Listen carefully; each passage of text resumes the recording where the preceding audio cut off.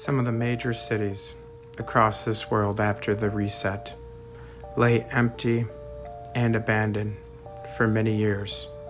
Just look at St. Petersburg here. Now you're going to have a structure with such magnificence, but fire the landscapers? Just look at all that overgrowth leading right up to the stairs. People in a civilization capable of building such grand works would not let it go into disarray. And then you look at these eerily empty aerial views with, of course, the whited out skies and the empty, muddy streets. Not a single blur of a passing cart, not an idle fruit stand, nothing. A sprawling metropolis with a population at the time of over 500,000, yet not a single soul, not a single idle horse cart, nothing. And you can find that same eerie, deserted scene in many cities. And I know what you're thinking. Well, that's just the cameras back then, or what we've been told of them.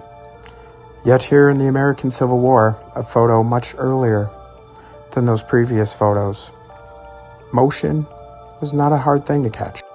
Or here too again. People amongst the ruins of the Civil War's battlefield in America. And here an entire Civil War parade. And yet again, a little bit of blurring, but you can still see an outline very clearly, even the ones that are blurring. Yet back to the photos from the late 1800s of these massive streets, these massive cities, empty. Not even the slightest blur. The stage is set, the conquerors have moved in.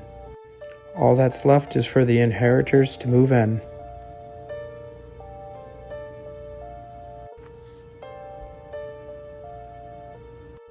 And then just look at this silly narrative-breaking building in New Orleans. Let you pause to read that, number 63.